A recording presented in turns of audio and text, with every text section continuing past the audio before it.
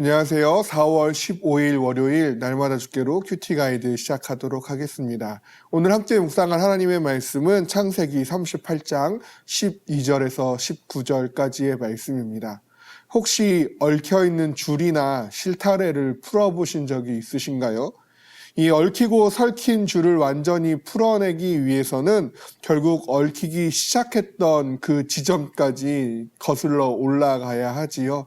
처음에 얽히기 시작했던 그 지점에 그 얽힌 줄을 풀어내야 비로소 그 얽혀있던 줄을 완전히 풀어낼 수 있는 경험을 하게 됩니다. 만약 그렇지 않았다면 그 줄은 여전히 얽혀 있는 채 있을 수밖에 없다라는 것이죠.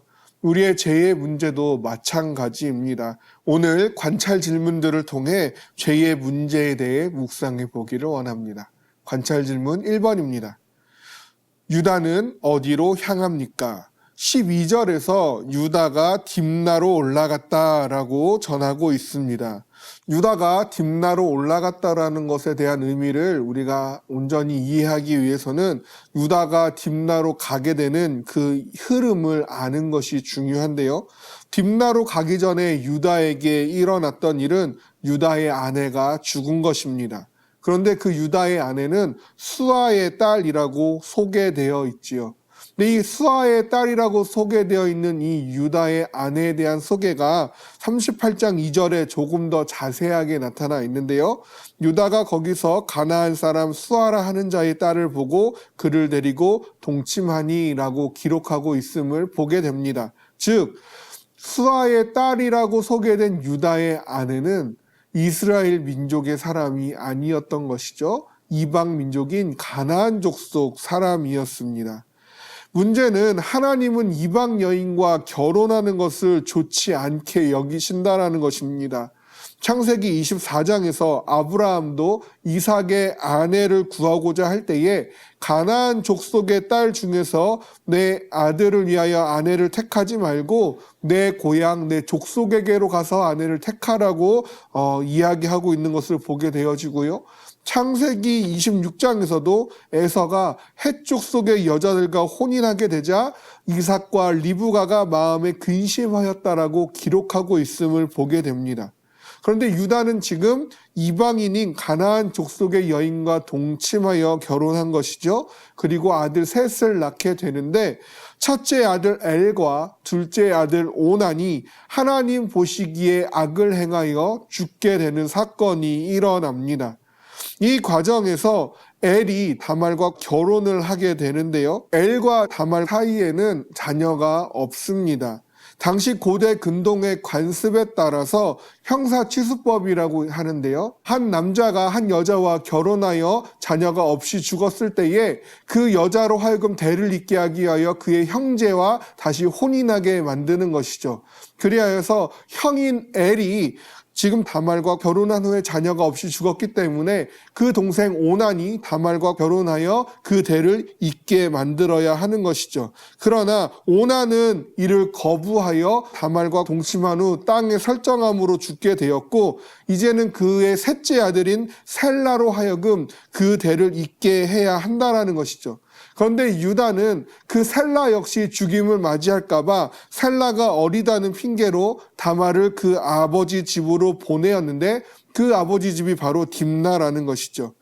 이방 여인을 취한 것으로 시작하여 마땅히 대를 잇도록 해야 하거나 재혼을 허락해야 함에도 불구하고 아무것도 이행하지 않았던 그 유다, 그리고 그 유다의 그런 답변을 기다리고 있는 다말 사이에서 오늘 사건이 시작되게 되는 것입니다.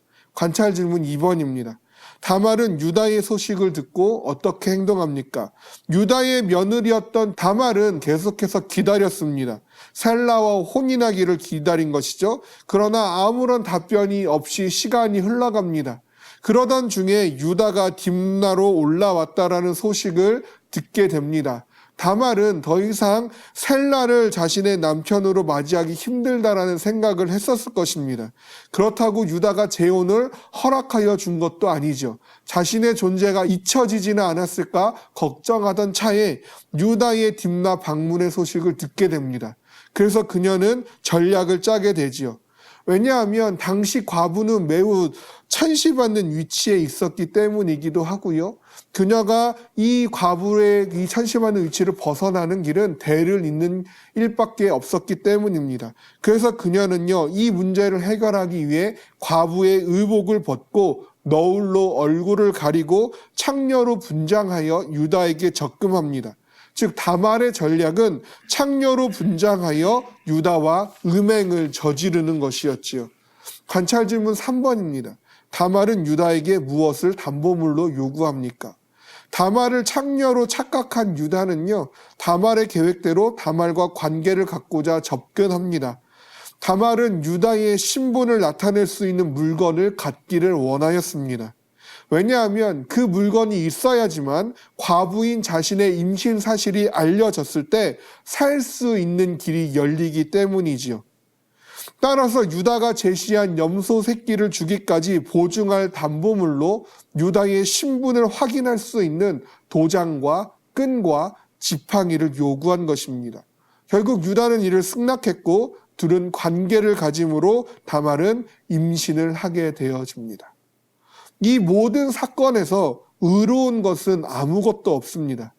이방 여인과 결혼했고 아들들이 악을 행하여 죽게 되었고 아내까지도 잃은 유다는 미처 행하지 못한 며느리에 대한 의무를 잊었고 며느리였던 다말은 창녀로 분장하여 유다를 속였고 유다와 다말은 음행하였습니다. 불순종과 악행, 기만과 거짓, 음행이 이어서 등장하고 있음을 보게 됩니다.